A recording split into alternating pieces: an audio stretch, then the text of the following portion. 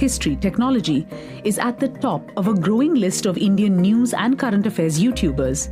With more than 11 million subscribers, it has a bigger audience than some established TV news channels have online. For Rathee, YouTube is where it's at. There were multiple reasons why I started my YouTube channel. One is that I'm genuinely interested in making educational videos in a simplified format, which is not available anywhere else on the internet. कैसे हमारे शहरों की हालत बहुत खराब है, लेकिन कैसा लगेगा सुनकर अगर मैं आपसे कहूं दोस्त, इन सभी प्रॉब्लम्स का एक बड़ा सिंपल सॉल्यूशन है. My choice of content was based on what I felt was lacking in the Indian mainstream media. There was a big empty space there waiting to be filled in. Rathee was an early adopter. There are many more YouTubers now in India's news, current affairs and edutainment space. There's Abhi and Niyu, a high-octane couple who started as travel vloggers and now have nearly 5 million subscribers watching their newsy videos. ये 2004 के बाद होने वाला सबसे dangerous train accident था and I am shocked. Then there's Samdesh Bhatia. Beneath the very laid-back, sometimes scruffy look is an interviewer who manages to snag everyone. How does this make you feel? Like personally, I really want like a genuine answer. How does this make you feel? He speaks with high-profile politicians like the leader of India's biggest opposition party to A-list actors. उसका process कैसा रहता है? वो you're playing to the gallery? There's also a whole raft of journalists who've checked out of mainstream news. Many of them say journalism on India's airwaves has become seriously compromised. In mainstream media, I've worked for almost 15 years. There were a few stories which I really wanted to do while being there, but I could not. There were certain topics, certain people they didn't want to touch. I just felt so suffocated. That's the time when I thought that I should just quit. And when I look at television news debates today, I just thank my stars, that thank God I took that decision. Mainstream television news in India is pretty much failing people when it comes to catering to public interest. If you just look at last month, we had the inauguration of a brand new parliament building, and there was wall-to-wall television news coverage on what the Prime Minister was doing, saying how this moment was a great moment of pride for us. ये पल भी बेहद खूबसूरत है.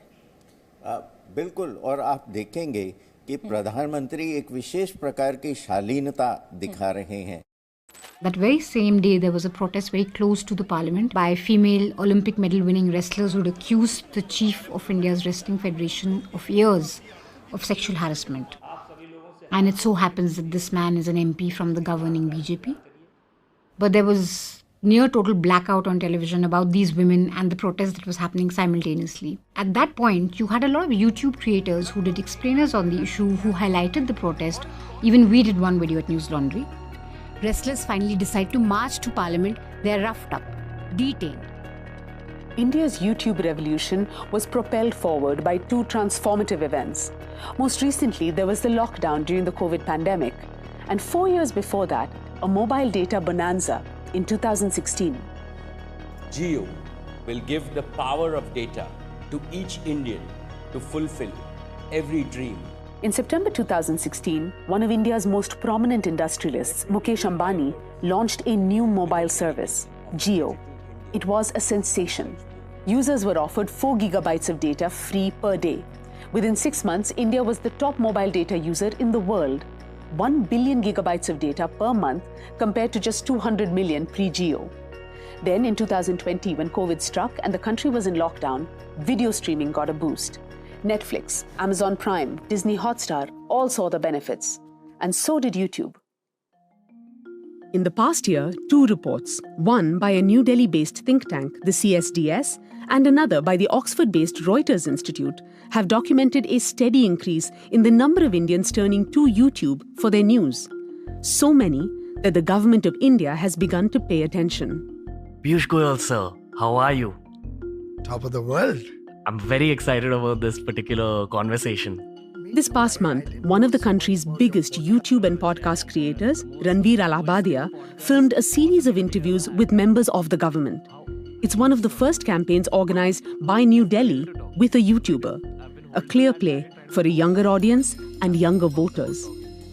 You're speaking to not just me, but like probably the whole youth of the country that's listening to this. There is another reason why the government would be advised to pay attention to YouTube. misinformation. So fake news and hate speech are huge problems on YouTube. You have people sometimes pretending to be journalists, and these guys do insane amount of damage. They'll, for example, go to a predominantly Muslim area and say that all these people here aren't Indian, they're illegal refugees, they're here from Bangladesh. And what we've seen is that YouTube and any other social media companies really are very slow at pulling down these videos. Often they've already gone viral before any final action is taken. Now, of late, we've seen the government wanting to regulate the digital space more. The question is how much of the regulation will be genuinely about reacting to content that is misinforming people or spreading hate, and how much of it might be politically motivated monitoring. The very real possibility of political intimidation or legal threats are a second-order problem for many Indian YouTubers. The first thing most of them need to work out is how to earn a living through their content. Ads, the ones you see before, after, and sometimes during videos, are a prime moneymaker. YouTube gives creators a sliver of ad money for each ad view. If your videos are really popular though, then you can go further. Corporate sponsorships, special subscriber packages, and options for direct donations from your viewers. I'm not funded by any state governments, I'm not funded by any company. It's just the ads that are being played in between my videos. But people do realize that I do need some kind of support because you have your staff, you have to go and cover elections, you have to spend a lot of money. I have certain subscribers, they are paying something which is equivalent to a Netflix subscription monthly. In a media landscape inundated with film celebrities, increasingly commercialized cricket, and shouting matches on TV masquerading as nuanced discussion, the rise of the Indian current affairs YouTuber is remarkable. बढ़िया example है half truth का. Last month, Dhruv posted a video that set something of a record. Just more than a month since going online, it has racked up 17 million views. It was about a film that claimed to tell a true story about women in India's southern state of Kerala. A film that was widely critiqued for scaremongering and Islamophobia. The whole movie was trying to project it as some kind of conspiracy happening in the state of Kerala, that women from Kerala are constantly converted and are made to join the ISIS, and they're going to join the ISIS.